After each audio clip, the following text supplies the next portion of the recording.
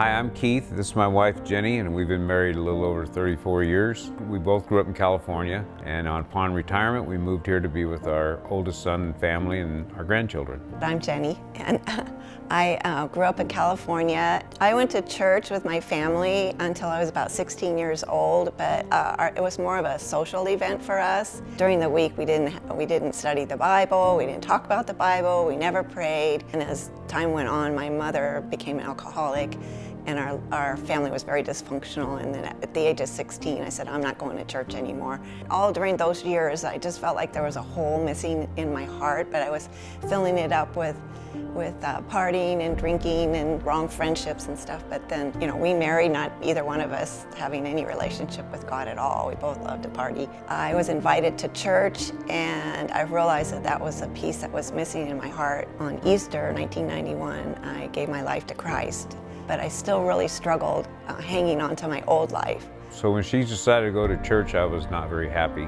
I told her, I said, well, you can go, but I'm not going. In fact, at one time I told her, you breached our marriage contract. It didn't, in there nowhere does it say I have to go to church. But kicking and screaming, I decided to go.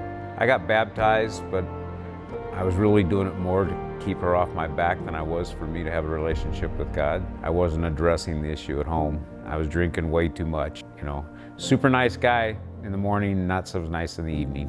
I had Christ in my life as my Savior, but not as my Lord. And I started poring over the Bible, how drinking was a bad influence. I thought of my own childhood and how I'd lost my mom to it. Our family just was falling apart. And one day, it was October 31st of 1993, I just lifted my hands up because I tried it all on my own, trying to quit drinking. And I just said, I just can't do this anymore. I don't want to drink anymore. And I just vow to you, Lord, that I will not drink, but I need your help. And so he's been faithful. I haven't had a drink since, but I wanted Keith to come along with me and start this whole new lifestyle together. He's resisted that whole time. He was getting angrier and angrier, and I was getting more fearful and more fearful. And I just prayed and prayed so hard. My prayers would change over the years. It was more like, fix him, but then I realized God started with me and said, Jennie, we need to start with you. Let's begin with you. Trying to get him to come over to where I wanted us to be as a couple. That's God's part. That's God's thing. I don't have the power to do that. And it was really evident that I needed to separate and leave, get out of the way, work on me completely, and not get in the way of God working on Keith.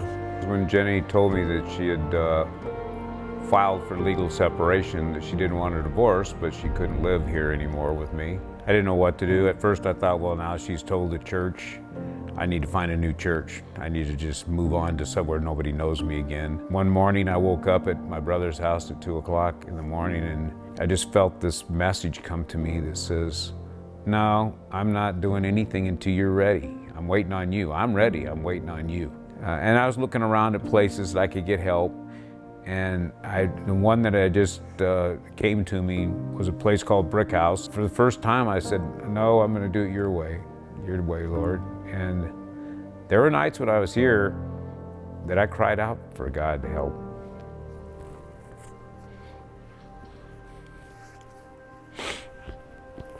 But he was faithful.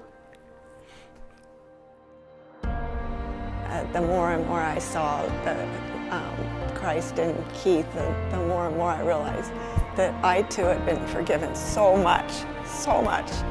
And so my heart for Keith started to change. We started to really date, and we dated like the way God would have had us date in the beginning of our relationship, where we would date, and then we would marry, and then we would, have our ultimate connection. And I started falling in love with him, like this new person. One day, we were standing at the fireplace over here, and he had written a beautiful poem, and he asked me to marry him. And even though we weren't officially divorced, it was like we were. So he asked me to marry him, and I said yes. So we've been married 4 weeks and 2 days, and We're really happy. It's just a miracle of God. God's done an amazing transformation in our marriage and in our each other individually. It's never too late. It's much easier to walk away than it is to fight through stuff, even for yourself.